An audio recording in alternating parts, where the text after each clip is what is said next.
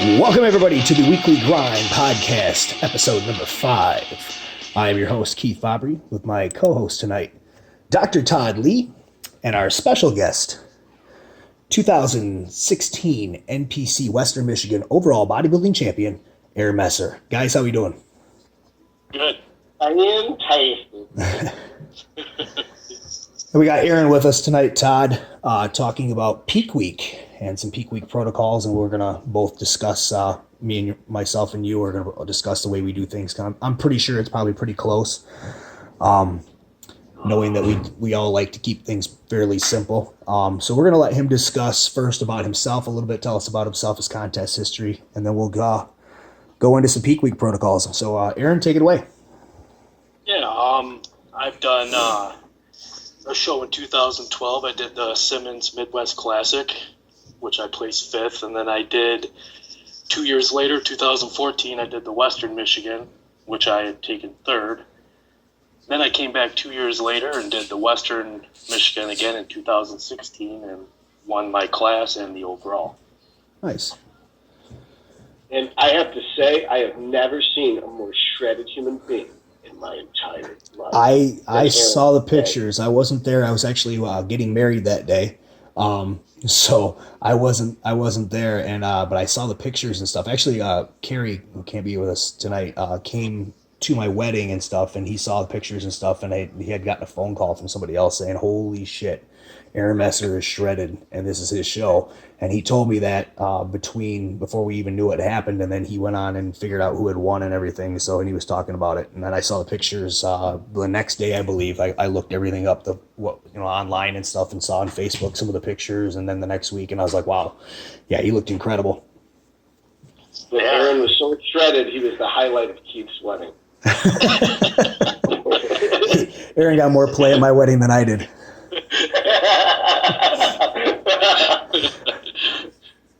And my wife is looking at me like really? I got to have dinner with him that night. Yeah. Yeah, I was really impressed. I saw the pictures of that and stuff, and there was some controversy with a couple of people yelling and screaming for, I believe it was the super heavyweight to win, but he just didn't have the conditioning. You know, he had plenty of mass, but with mass without conditioning just doesn't look as good as just plain conditioning. You know, you'll always look better if you're shredded. Yeah, just that little extra bit, it always makes you look a little better. But yeah. I mean, he looked great too. It was definitely a good show. Yeah. I mean, it was a close call. I mean, it was very close. The edge always has to in my condition. You know, I think it's conditioning. It always has to take the edge there. Now, if the conditioning is the same between two guys, then size should win out as far as, as the tiebreaker. But I've always believed that it should be shape, symmetry, and conditioning over just pure size. I mean, if that was a fact, then there'd be, John Pierre-Foot would have been a Mr. Olympia many, many times because he was just a massive, massive guy, but he was never in good shape, Bubble gut master. Yeah, the bubble gut. Mr. Insulin there. So anyway, Aaron, why don't you talk a little bit about peak week and some of the different techniques that you like to use on peak week? Because from all accounts of what I've heard and what Todd said and everything else, you're a master as far as that last week or two of bringing in that shredded conditioning and really showing and highlighting what work you've done for the diet to that point. Yeah, I mean, you're shredded.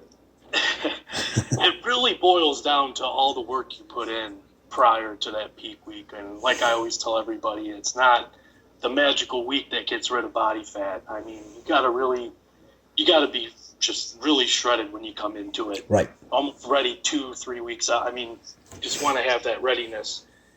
And I keep things very simple. I don't really change anything that much coming into my peak week that I've been doing for the past 4 weeks.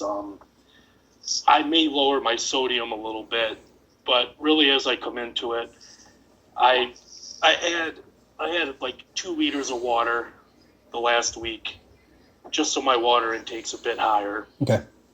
And then what I'll do is as I get closer to the Saturday of the show, I'll start obviously lowering the water a little bit. I don't completely drop it out. Right. Because, you need the water to shuttle the carbs and everything else. And I see that mistake made constantly where people want to drop the water. And I've tried it. I'm guilty of it too. And you're flat. Yeah. You won't come in full. Flat, and a lot of times you look watery.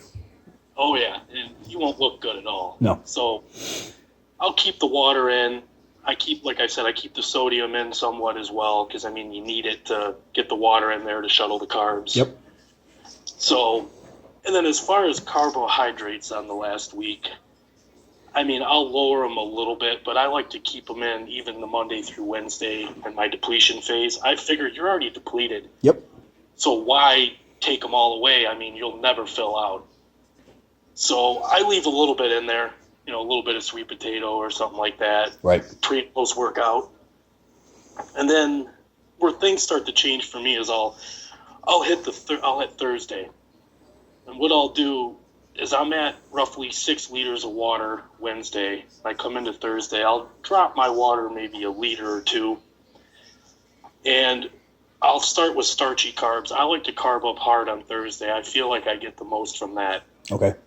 So I'll do roughly 10 meals that day, and proteins every other meal, only at 2 ounces of boiled chicken. Okay. And I'll do 8 to 9 ounces of white potatoes every meal throughout the entire day. And I keep the water in as well. Mm-hmm. You can really notice, you'll start even tightening up, even drinking all that water and putting in the carbs. So then as I get through Thursday, I'll come into Friday, and that's where I switch to complex carbs.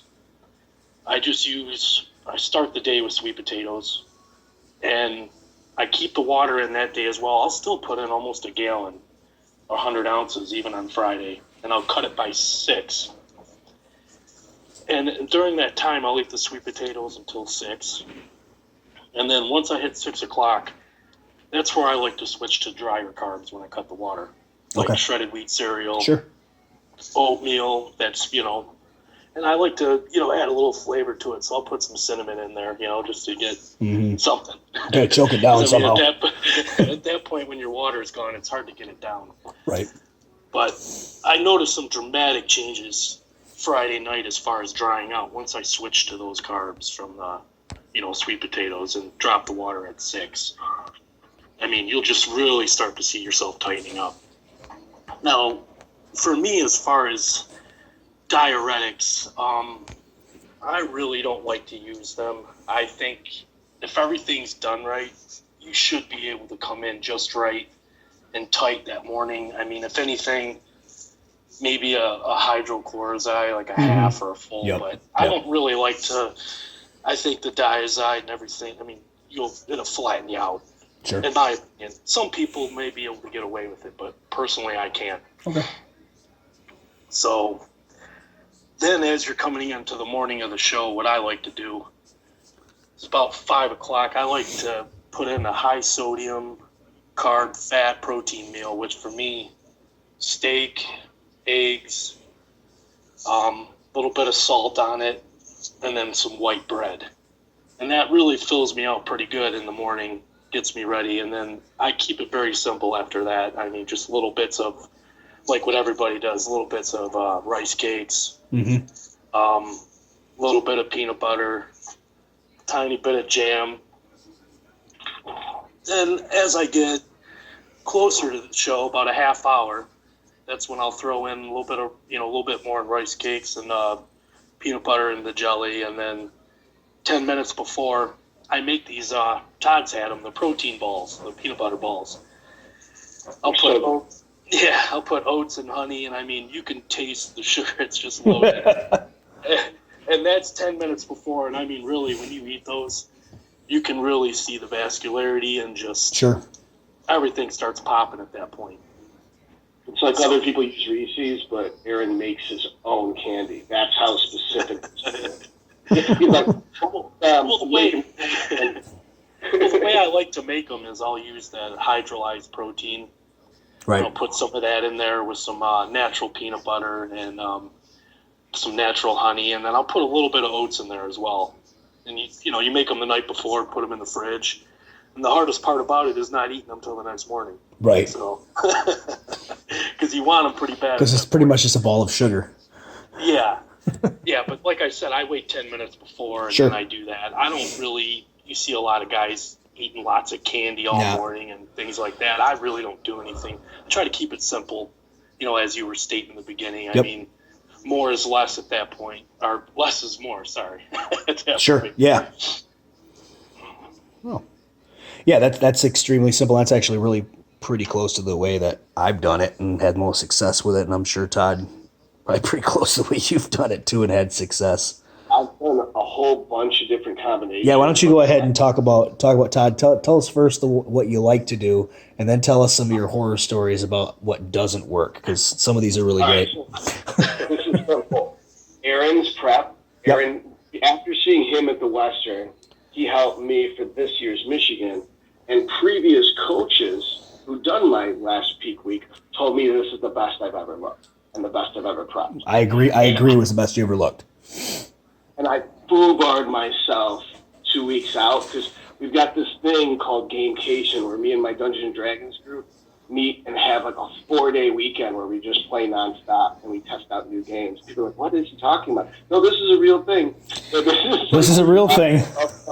It's like you go to a hotel like casino, but you don't play anything or talk to anybody. You just sit in the room and play role-playing games the whole time.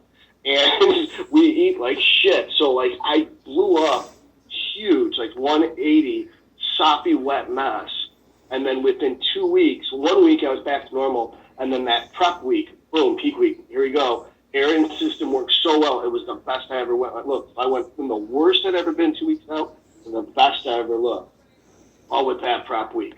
I would say my worst prep week ever was from Michigan's worst coach ever, Carl Jr., the Burger King.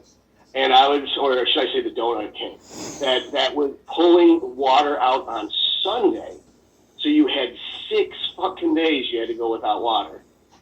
And you're just a complete fucking mess. Yeah, and I don't understand how you could even function after like 3 days. You would be completely dehydrated to the point where there would be no functioning anymore. You'd be a physical mess at that point. I made wet Tuesday. Wednesday I was pissing brown. Yep. And I had a which means you're dehydrated. I'm like, hey, my kidneys hurt. Yeah. And she's like, you're just being a pussy, and I had a big fight with her and shit in Miami because like I couldn't walk. Right. And it was like, she's like, what are you, pussy? And it's like, no, you understand. Like, we're not supposed to go to the phone without water. Like, my kidneys are shutting down. Right. And it's like, so I was like fucking sucking on ice cubes for like 4 days. Right. That was the worst prep ever. Typically, what I have new people do, because it's a lot of complications for them, is I'm like, let's keep it simple. They eat the same fucking thing they always eat. Yep. And they do a depletion Sunday, Monday, Tuesday, total upper body, assuming like, let's say Saturday's their last leg day. Yep. So they do total depletion Monday, Tuesday, Wednesday. So they might do flat bench and bent rows Sunday. They might do incline bench and pull-ups Tuesday. They might do military press and some other lat exercise Wednesday. So you're hitting the muscle from different angles, 3 sets of 10 or whatever. And they taper down on the carbs. Like, for instance, I was eating 300 carbs a day. And then you, Keith, told me on my second 2 weeks out, instead of cutting to 200 to go to 150, and I listened, had 50 pre and 100 post. And Aaron can attest, like, I kept my strength and I kept my size and fullness week. And then Aaron had me go 50, 100, and then the next day 50, 50, and the next day 0, 50. Yep. On my depletion, so that I never really hit zero. No, Wednesday I hit 0 carbs. So I actually did that workout in the morning. And that's when I sent you those pictures, Keith, and you threw them on the grind saying I was shredded as fuck. Because you were. I was posing with John Simmons, and John was like, dude, you're fucking full. Like, it doesn't make any sense for you to be 0 carbs and you're this full. I was like, Aaron knows what the fuck he's doing, apparently, because, right. I mean, I've never been this full and this shredded on 0 carbs in my life. Right. And so well, you were utilizing the carbohydrates you were taking in because you were putting them in post training and you weren't like burning a ton of glycogen up, and you still had enough that they were basically just replacing glycogen stores at that point. So I mean, you were going to stay full-ish, maybe not as full as what you would be with a carb load, but I mean, you weren't flat. That's for sure. I mean, you still had I never went more than 1 day 0 carbs. Right. Wednesday, the day before the 400 carb load, right, with the white potato every 2 hours with the cinnamon to drive it home with the water. Mm-hmm. And I think we were still using sodium at that point too. So I had sea salt and cinnamon to drive the white potatoes in, and I was getting hungrier and hungrier with every fucking meal. That's my least favorite part about the whole thing is when you start loading like that. If you are depleted, because I mean I'll tell you what mine is and stuff. Usually I'm depleted on anything less than 300 grams. I'm flat. But once you start eating those carbohydrates again, your metabolism starts speeding up. That's what people don't understand is you actually lean out more once you start loading. So if you can load for 3 days without spilling, it's even better yet than loading for 2. I mean, most people load for 2 days. I've seen people, and I've tried it myself, loading 1 day. That doesn't work. You need that second day to. Yeah, you need that second day. You need that second day in case you overshoot. And it matters how much you deplete yourself too. Right. If you're in such a major depleted stage, I mean, it could take some guys. That's why you always hear that story. He looked better the day after. Right. He looked better, because he needed that extra day. He needed that sodium. He needed that extra day of eating carbohydrates and needed the water. What you said, the sodium is very important. People drop that, and I've been guilty of that years ago when I used to work with Lawrence Hunt. He did everything the old way, and I would get rid of all my sodium, all my carbs on a Sunday, and it was just rough. Water's out on Wednesday. I mean, flat as a board. I mean, you're lean, but just no fullness. Yeah, you're flat. You're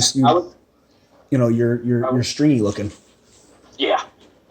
I've worked with Dave Reed. I've worked with Ramey.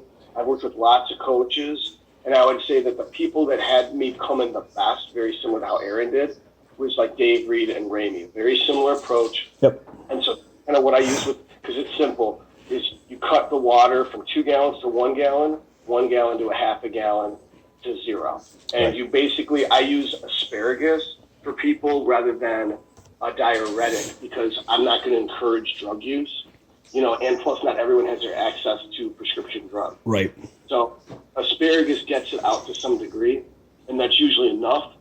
And I never understood the peanut butter part of the dry carb process. Like I get the rice cake because the rice cakes are dry carbs, and you load with glycogen with those dry carbs. And I get that you can keep the insulin lower by slowing the glycemic index of the carbs by adding peanut butter. Yes. But I felt like people are going to go ape shit with that peanut butter, and it's going to be loading their fat cells with the peanut butter too. And that, you see people doing shit like using insulin in cheesecake. I don't fucking get that. Yeah. Because like 75 grams of fat per slice, and you're using insulin to load the fat cells. Well, how the fuck are you not spilling over? You're spilling over with every piece of cheesecake. My favorite one was a guy that I actually competed against him. He was doing insulin, 10 units of insulin with a Pepsi, a regular Pepsi, and I was like, "What are you doing?" One Pepsi would jack up your insulin anyway. I know. Yeah, and just to say that when he got on stage, he looked like absolute dog shit, and he was about ready to faint. So, go figure. Yeah, you just got to make, the peak weeks just got to be simple, like you said. Once you start making things too complicating and too much science in there, you can mess up a good physique. Right. Generally speaking, what I'll do, and it's very simple too, and it's a lot like what you do, Aaron and Todd, is that depending obviously how lean the person is or how lean I am coming in, depends on how much I deplete, if I need to deplete more. If I'm not depleted, we're going to pull carbs back quite a bit. If I'm already depleted, we're not going to pull them back from week 2 to week 1. There's no reason for it. What I'll do is I'll shuttle them around a little bit, and I'll push them all in either intra, like I might do a little bit intra towards the end of the workout to try to get them in there ahead of time, and then do post. Or if I can get away with it, I'll put a few in pre-workout and then the rest of them in post-workout. But we'll generally always have some carbohydrates in there I'm pretty active. I've got an active job. I need to have some sort of carbohydrates and fuel. Otherwise, it's getting through work and It's not functioning. functioning. Yeah, functioning is not possible at that point. I will take them pretty low sometimes if I have to. I've done it. My best ever was, I think I was at like 150 that week. And coming in, I was like 2 weeks out, I was 150. So we kept them the same on peak week. I just kind of moved them around a little bit so they're more backloaded, so that they would get into the glycogen source. Because one of the problems with people, what they do is they deplete so much that you actually deplete your glycogen capacity down. And if your glycogen capacity, storage capacity goes down, you won't be able to fill up without spilling. I mean, if you're zero carb for so long, I mean, you're not going to have any storage capacity for glycogen. And if your storage capacity is 800 grams in your whole body and you've taken it down to 400, you're going to spill pretty quick. You're not going to load very much.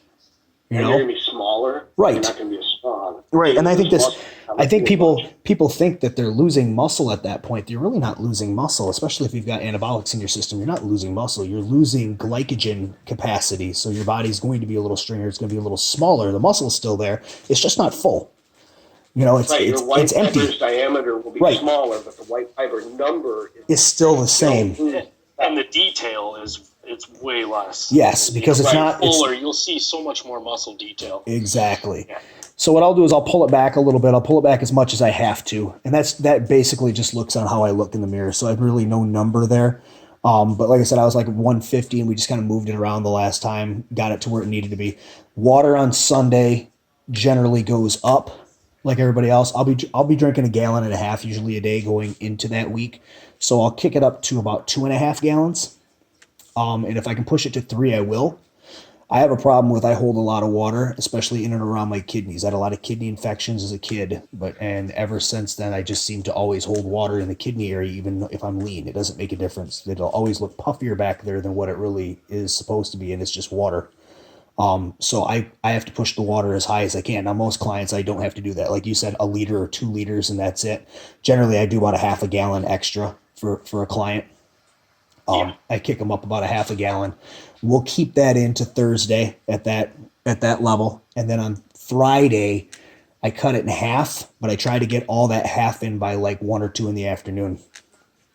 Okay. So I try to get it all in as quick as possible so that it's in you and you have time to flush whatever your body's not going to use for glycogen storage. So I would be like 2 gallons Wednesday, 1.5 gallons Thursday, 0.75 gallon Friday is usually like what I found a taper works better than the 2 gallons Thursday, 1 gallon Friday. Yeah. And it doesn't, I mean, I guess it doesn't make a difference so much as far as what you're doing with it, as long as you still have it in there and you still have enough water in your system and you're still putting enough in there to bind. Because the problem, like you say, guys, like Aaron, you said, is that people pull water way too early. People pull sodium way too early. In order to make glycogen, you have to have all 3 present. You have to have carbohydrates, you have to have water, you have to have sodium. If one of those 3 isn't present, you're not going to fill up. And you have to have all 3. Every gram of carb, you need, a couple grams of water. So, I mean, right. It makes sense to keep it there. Yep. It's every gram of glycogen. What'd you say? It's 3 grams of water for every gram of glycogen. Right. I look at it as like it's like a car ride. The glycogen is your trip, and you got to have gas, you got to have a car, and you got to have a driver.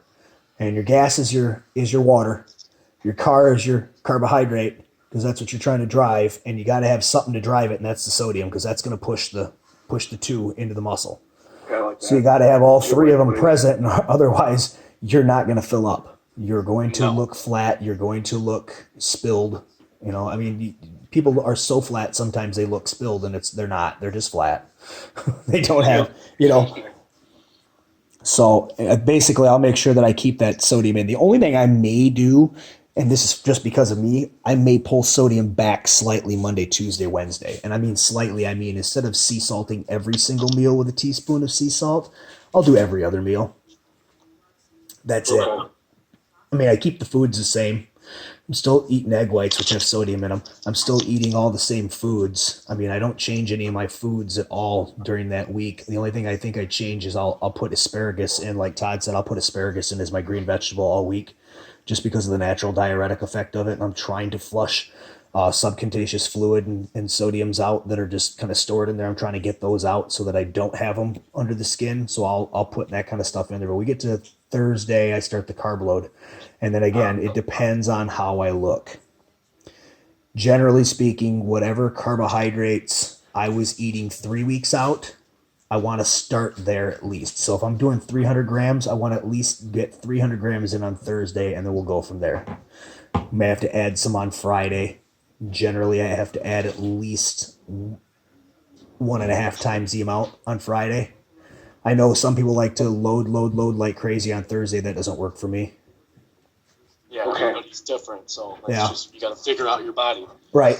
The only good thing there, the different thing is using a glucometer. You can kind of dial it right in. If you want to take your fasted blood sugar levels 10 to 15 minutes before you have to eat, it'll tell you exactly if those carbohydrates are going where they belong.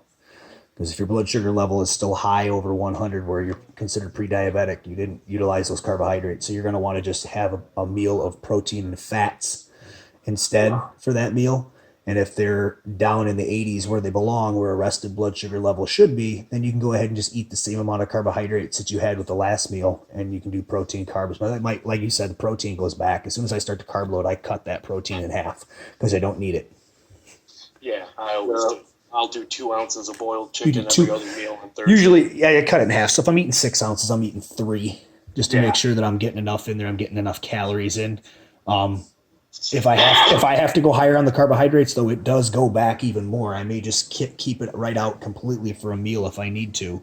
I mean, I have done that. I just got to play it by ear and let the mirror tell me what it needs to be done. Yeah, exactly. You change so much. I mean, by the hour, you just got to really watch yourself, like you said. My last show, I won the overall at the Ironman in 2016.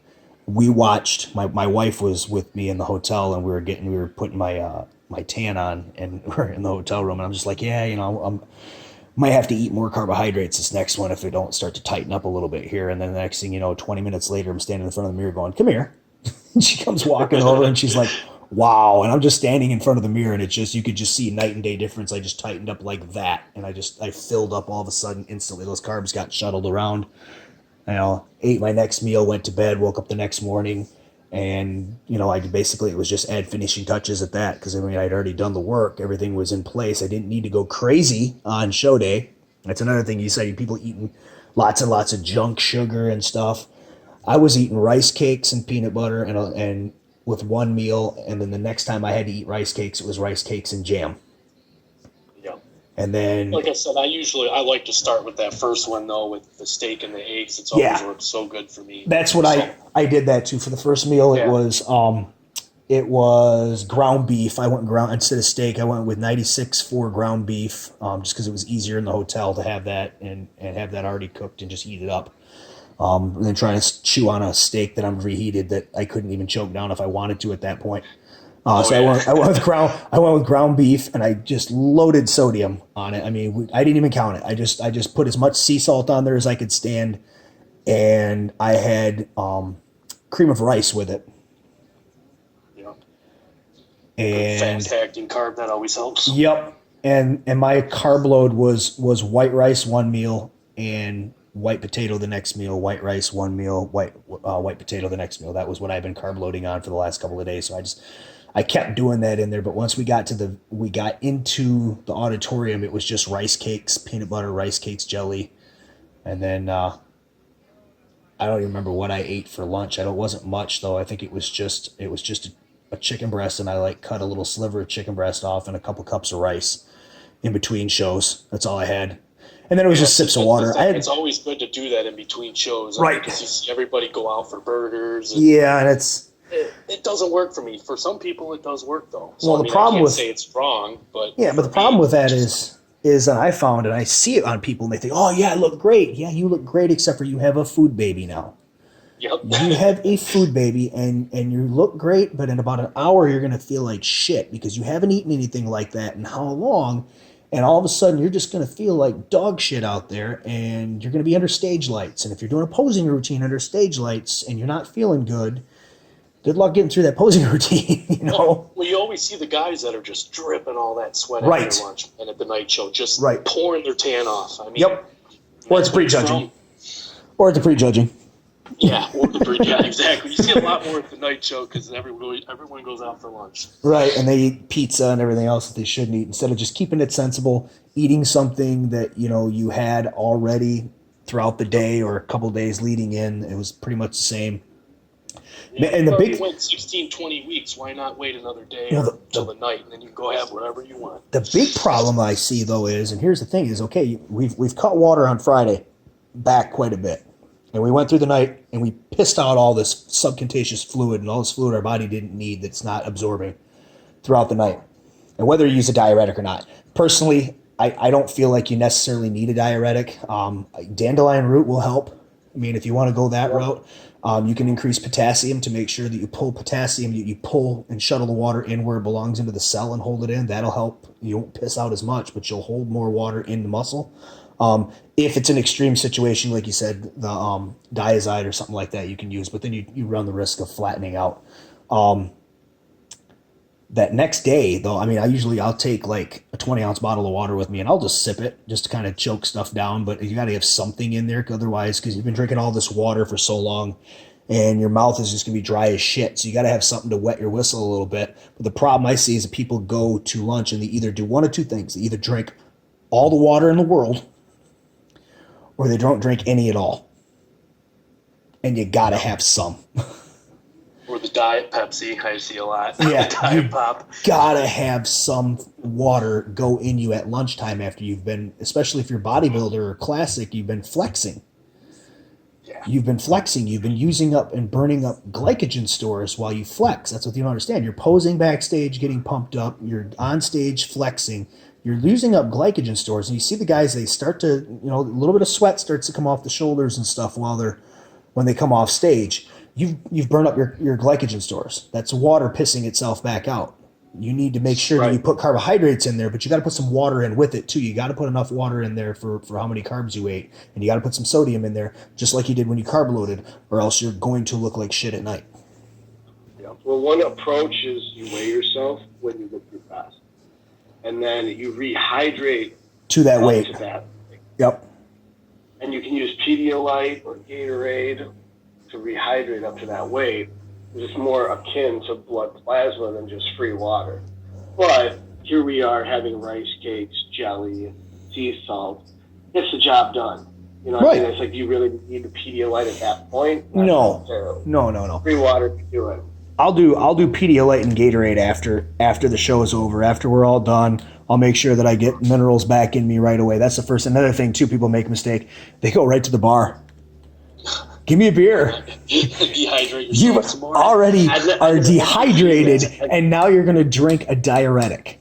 Alcohol is a diuretic. Girls do that, but I haven't seen guys do that. Oh, get some water, get some Gatorade, get some fucking Pedialyte in you first.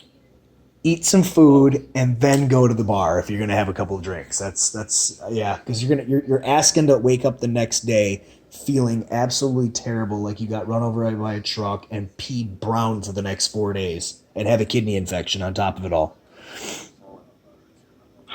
So one thing I used to do is I used to try to go max up my bench press the next morning. I was like, I'm such a bloated pig. I'll be strong as fuck. Let's go hit it. People are like, oh, you're all brittle and dehydrated. I'm like, motherfucker, I'm 10 pounds up. What are you talking about? And there's like, squat PRs the next day. No, you can't squat after pizza and ice cream night, but otherwise you're going to have a problem. But I can use bench. After the show, I'm weak and frail for about a week at least. Yeah. After we had pizza after I did the Michigan, Aaron and I, and then I went to Planet Fitness and hit biceps, and I was shitting. I was like, I broke my bicep PR that day. I broke my bicep PR on 4 different exercises that day. I was strong as fuck after the show. Jesus. All right, let's take a quick little commercial break, guys, here, and we'll come back after this. Okay. Yep. Okay.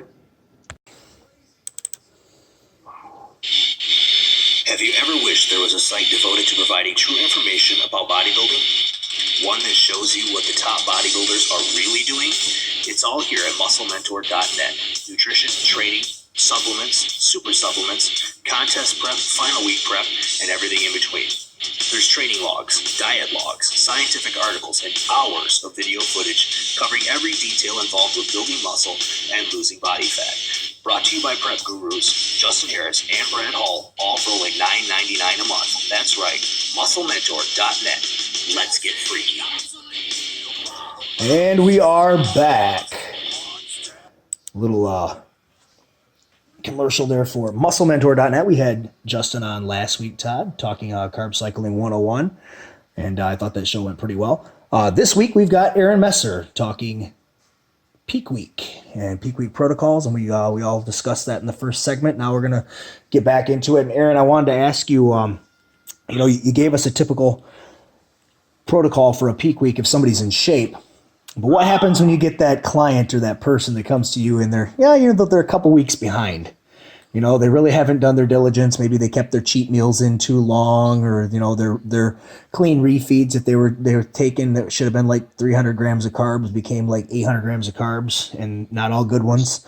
So we get a client here that's a couple weeks behind. You get them into peak week. What changes do you make? Well, that's always a tough one. I mean, when you get somebody in that predicament, because I'm always a big fan of just being ready, but right. It does happen. So, I mean, you're really going to have to drop the carbohydrates down at that point. And you're going to have to, keep the greens with the meat. Yep. And it's going to be a rough peak week. I mean, that's what's going to happen. You're almost really depleting them to almost no carbs. I mean, you might just get post-workout, a little bit pre-workout.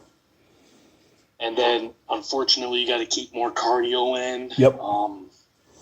Because I like to end my cardio by the last week. I don't really like to do much. Right. So if you're not lean enough at that point, I mean, you got to keep it in. I mean, there is no magic tricks to get rid of body fat, but you're going to have to just work harder that last week. Right. You're going to have to work harder and eat less. That's pretty much what it's going to come down to. Yeah, and you can't really guarantee a great physique at that point on stage. I mean, you can hope they're going to look a little better, but it's just really hard to get, if they didn't put in the work. So you would typically start them like on Sunday, then Sunday, Monday, Tuesday, probably Wednesday with basically 0 to very few carbohydrates and higher greens and stuff to kind of keep them fuller feeling so that they're not starving hungry all week. And then the fats, when you keep the fats in, I might let them have some, some almonds and some flaxseed and stuff like that. I mean, because if your carbs are super low, you have to balance it out. Got to have the calories, yeah. Otherwise, you slow everything down too much. With no carbs, your body will almost start using the fats as a carb source, for energy. Yep. So at that point, I mean, your fats are really high.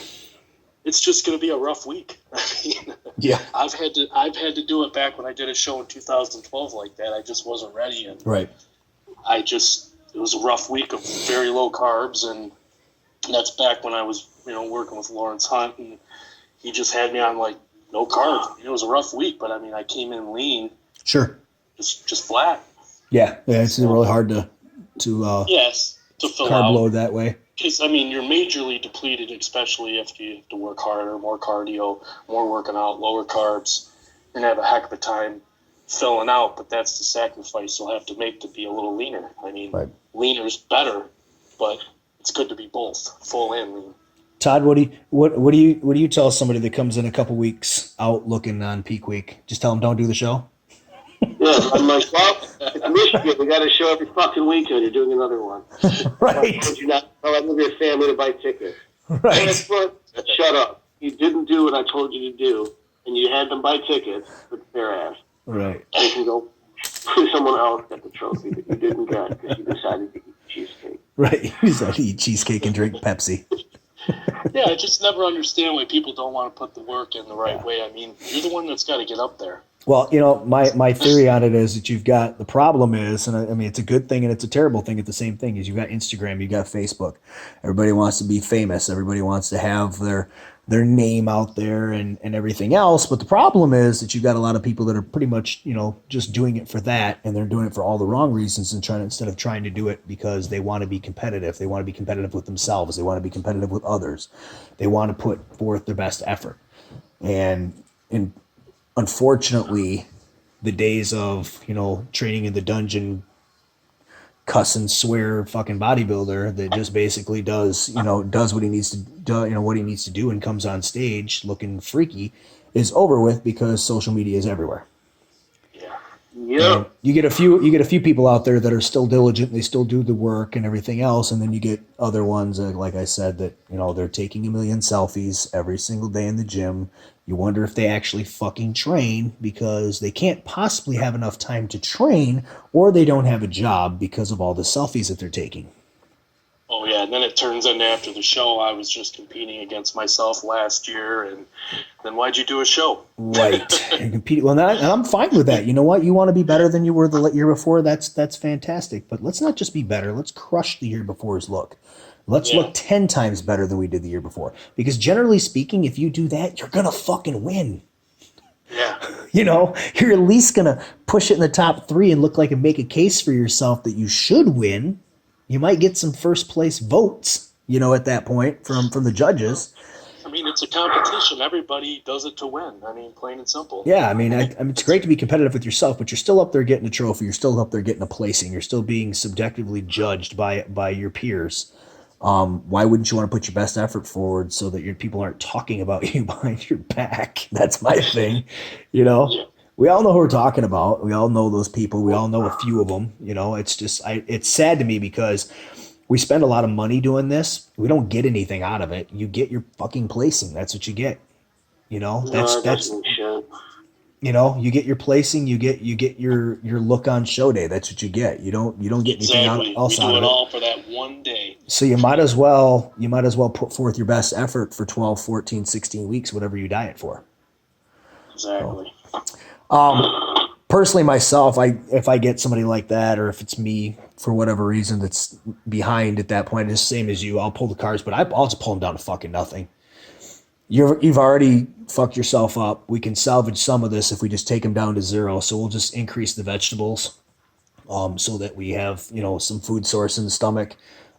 Keep the protein very high so we don't go catabolic during that week. As far as fats go, we'll raise them as much as we need to, but I may even pull the calories back a little bit that week too from where they were because you're behind. So, and then, cardio's got to stay in. I'd like to pull the cardio out the last week too. It's not always able to do so, but that's pretty much what I do. Yeah. It's basically what anybody can do at that point. Yeah, I think one of the hardest preps I had was my first one. I was doing labor and delivery, and then I had to switch to ER. And the last 2 weeks, I wasn't ready because I let someone in my prep who didn't understand what a gram was. They just thought that you rotate beef, turkey, and chicken. And I was trying to explain to them, this doesn't make any sense. Because I started the prep at 5% body fat, and I ended up getting fatter. So someone else took control of it, Joe Leahy, and fixed it. But fixing it was 10 chicken breasts a day. That was my plan. Jesus. No vegetables, no carbs for 2 weeks. And I had 12-hour shifts in the ER, or I had 24-hour shifts in labor and delivery. So your body was completely stressed out. Hospital for the whole month. I didn't see my wife that month. And I was doing sprints up the hill in the cemetery with a pager when the woman was dilated to 3 centimeters to go back to my car and then drive back to deliver. And then I'd go back to the cemetery and continue to do sprints. There's no limit to the cardio. It was just cardio all day. So I was at about 2 hours of sleep, 2 hours of weight, and two 2-hour cardio sessions a day. I was on 18 grams of carbs and 2 Splenda packets. That's how I was allowed, in addition to the chicken breast. And I ended up making it down to Bantam. And there was no Bantam class, so I ended up doing lightweight. So I dropped like 11 pounds for nothing. And I ended up winning that class, and that was my first show. But the best part is I had swine flu. But I didn't tell anybody because I knew that they wouldn't let me compete if they thought I had Jesus Christ. So was like 0 carbs, 0 fat for 2 weeks of swine flu and 2 hours of sleep. And I ended up in first. Right, and people complain about it if you pull their carbs back to 200. Jesus. Wow. Chris was brown, and I was like, I will never let someone else do this. If someone's not ready for the show, they're not fucking doing the show. Right. Like, I'm never gonna have someone. I can do it. I'm never gonna put someone else through that. Right. Yeah. Just because you can do it doesn't mean make it the best possible solution to competing. Just my GFR never recovered from that. It was down in the 70s after that, and that's in the past 8 years I've never damaged my GFR more. But it's like, well, I lost 27% of my kidney function from that show. Right. Never doing that again. No. Wow. That's crazy. Yeah. Yeah, I think I did. Worst I did was 2014 in Michigan. I had broken my leg the year before in September or October. Well, I got in a car accident in September that almost killed me. Somebody rear-ended me at 90 miles an hour and on the freeway. And then a month later, I broke my leg. I took my daughter roller skating, and I should have never been on roller skates ever. And some kid plowed into me, knocked me down. I snapped my fibula in two. So then I basically was in a walking boot until January, and I'm like, yeah, I'm going to do the fucking Michigan in May. haven't done anything for like 3 months, but I'm going to do the Michigan in May. So the cast came off, and I went and ran underneath the squat rack and just started squatting. That's what I did, and I did the best I could for it and stuff. But it just a lot of cardio was hard to do. Walking was, once I got leaned out, I found out that the bone wasn't quite healed all the way, and it was causing me pain to do cardio. So the only cardio I could do was ride a spin bike. Which doesn't burn. Right. I mean, if you're doing high intensity on a spin bike, you're doing okay, but it wasn't doing as much as on the stepper or walking a high incline on a treadmill or doing a hit on an elliptical. That was out of the question. So I was trying to do hit on his fucking spin bike. So me sitting on the spin bike looking like the fucking circus bears on the bike wasn't exactly working out very well. So I ended up having to pull calories back in order to get some of this body fat off that I had accumulated, from just being sedentary for a couple of months. Ended up taking fourth in the heavyweight, but I probably should have been a light heavyweight because I should have gotten down, but I couldn't do it because, where I was at. Well, that last week I came in knowing I'm a little bit behind, and I pulled carbs. I pulled carbs on the Saturday before the show. So I had no carbs Saturday, no carbs Sunday, no carbs Monday, Tuesday, Wednesday. It was all protein veggie. I didn't even bother with fats. I was like, you know what? I can't do it. I got to get down. And I went all the way through till Friday on 0 carb, and then I tried to carb load Friday. And I couldn't fill up enough. I was still flat when I got on stage. I ended up being fourth, but, I mean, had I gotten down to light heavyweight, it would have been a different story. But yeah, that was a miserable fucking week. It was a Jay Cutler trick is, if you're going to do that, you do that 2 weeks out. Right. So that you can use the last week to actually fill up at a reasonable pace. Right. And slowly add carbohydrates every day until you're to the show. Carb load. You'll never make it back in time.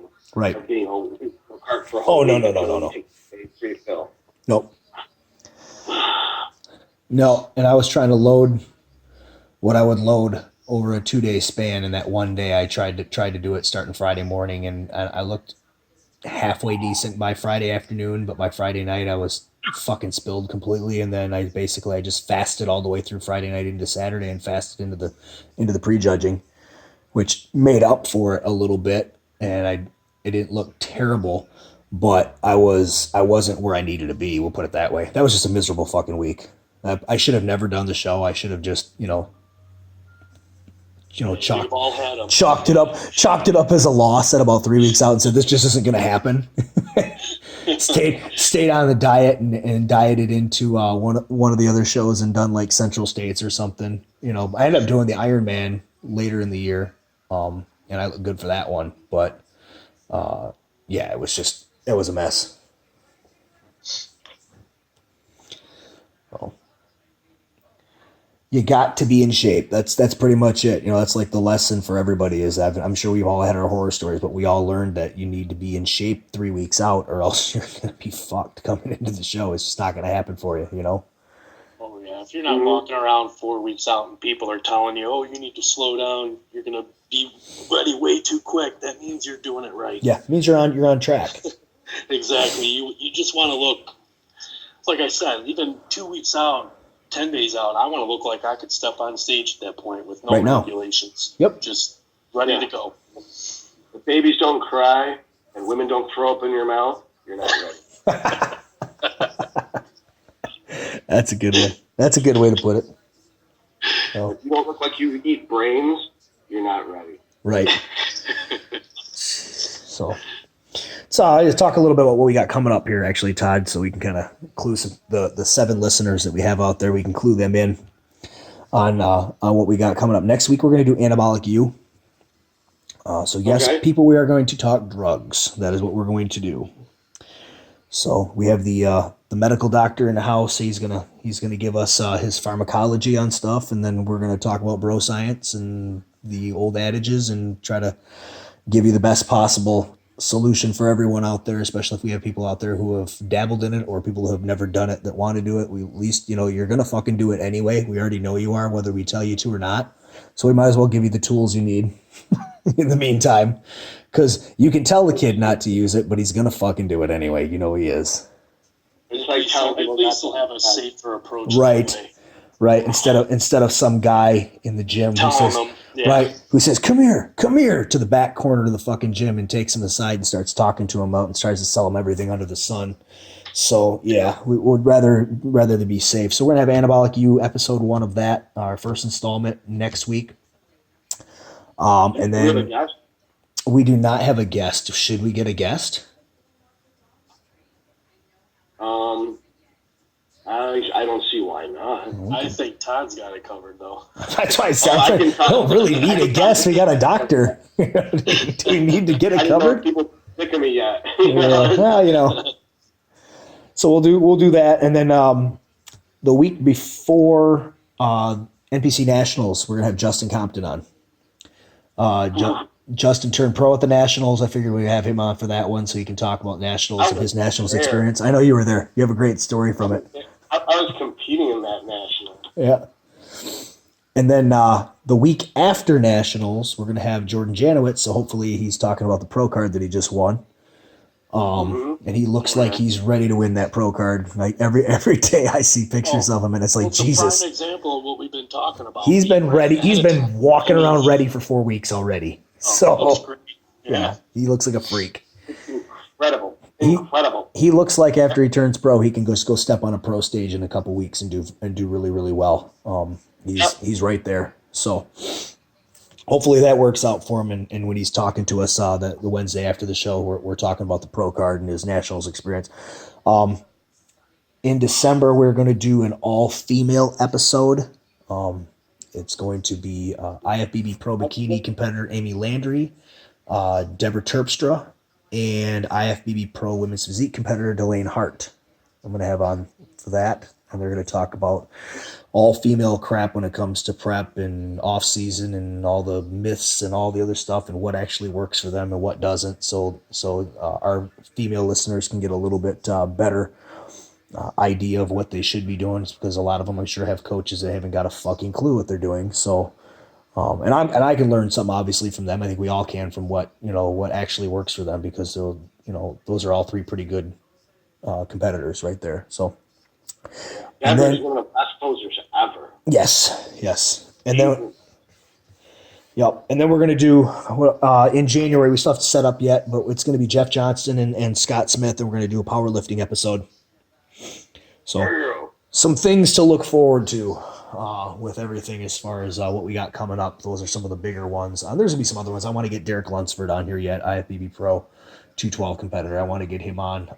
And then like I've heard some other guys ask me when they get to come on. So we'll have to get that figured out too for episodes when we're going to get them on. But that's just some of the stuff we got coming up. Todd, you got anything else? New. Aaron, I'm just excited for next week's episode. I'm just excited that our show's so fucking cool. I would actually listen to it if I wasn't on it. Right. Like I'm like that person knows his shit. I do listen to it. That person knows his shit. Keith knows his shit. I would listen to this shit. I actually do listen to it. I'll listen to each episode a couple of times throughout the week. So I can just kind of critique what we're doing and myself, and I take little mental notes of, okay, don't do that again. You know, so you got to try to always make an improved product for everybody. Aaron, you got anything else? No, I think we covered basically everything there. Awesome. Let's see. So yeah, with the anabolic U, let's see if we can see if you've got anybody that you can get for a guest next week, Todd. I'll think of a couple people. We'll figure it out this week and see if we can get somebody on if that's what we want to do. Because it would be nice to have another perspective on the whole thing. I would like to get a female perspective, but that's just, for whatever reason, that's not going to work out. I know my opinions, but that doesn't mean everyone gives a fuck what I think. And I have my opinion. I have my opinions as well, and some of my opinions differ from your opinions. But that's where it's everybody's a little bit different. You take the medical route on it and stuff. I listen to the medical route, and then I know anecdotal evidence is from myself and from other people and things that maybe don't coincide with that as well as, and a lot of it could be too, there's dirty gear out there and fake gear and underdose gear that doesn't quite match up with the pharmaceutical gear that you're talking about. So we have to always take all that stuff into account. So I think it'll be a pretty good episode for everybody to learn from next week, because we'll cover everything. We'll cover drugs, we'll cover growth hormone, we'll cover peptides, insulin if we've got enough time, we'll cover T3, clenbuterol, albuterol. We'll tell everybody to stay away from DNP because nobody wants to punch holes in their mitochondria. We'll go with, and I guess we probably can talk about diuretics too if we have time. But I would like to get the basics. I would like to get the basic gear and cycle advice and AIs out of the way before, and get into that stuff, and and the thyroid medications and the beta 2s. Because that's for 1 hour. How we cover all that shit? We can go an hour and a half if we have to. I mean, I could talk shit about estrogen for a whole hour. Like, fuck estrogen. I hate estrogen. It sucks. That's what we're looking forward to for next week. Feelings, your estrogen's too high. You know. Well, you always know the guy that was running a bunch of gear and decided not to PCT at all because he's a crying fucking mess for like the next 6 weeks afterwards. And you're like, dude, you used to be my friend. You used to be cool. What's wrong with you? I just cut the chase. I'm like, quit your bitching and taking anti-estrogen. Right. Right. But so I don't have to listen to you whine. Drink it. All right. So this has been the pretty good show, guys. I'm pretty pleased with that. Hopefully people take the advice and stuff and they don't start pulling sodium out and pulling water out too early. And they, I say, if you have a coach telling you to do that, you might want to double check with some other people, because I've heard stories of coaches that do that. And then I've had people come to me and ask me, and I always tell them that's probably not a good idea. You might want to check with this person and check with this person and see what they say. And they always come back to me and say, hey, thanks. Everybody had the same advice from me that you had, or similar advice, and I did it this way instead, and it worked out well for me. Yeah, because if they're telling you to cut the fucking essential things that you need for glycogen loading, then you're going about it all wrong. Yeah, like don't take any oxygen. Oxygen's going to make you look flat on stage. Right. Well, if you're not filling your muscles with glycogen, it's like trying to drive around on a flat tire. Super glue your eyes closed. Press judges. Jesus Christ. Give them all the wrong advices, right? All the wrong advices. When they call you and they ask you, well, should they do this? You have to stop and think, am I competing at that show? Oh, no, I'm not competing. You're good. You're good. If I am, I'm fucking you up. Like, don't scream on stage. The only time I did that, I got a standing ovation on audience and when I walked backstage. I was like, wow. You are supposed to scream on stage. Okay. Oh, All right, guys. This has been the Weekly Grind podcast. It is sponsored by Valhalla Labs. That is at valhalla-labs.com, makers of Fenris Fury, the Toddlee MD Test Booster, Thor's Hammer Testosterone Booster, and now the new Battle Mead Intra and Post Workout. They sponsored the show, so I had to give them their plug. Todd, you know a little bit about that company since it's yours. Yeah, mine. So, Mead. Drink it and get bigger. It's like not that complicated. It's like, yeah, I made up all this shit of what I thought was the simplest way to get all the nutrients into the bloodstream for as cheaply as possible with the highest quality ingredients, and it's Valhalla Labs. I had to make my own company to get it done right.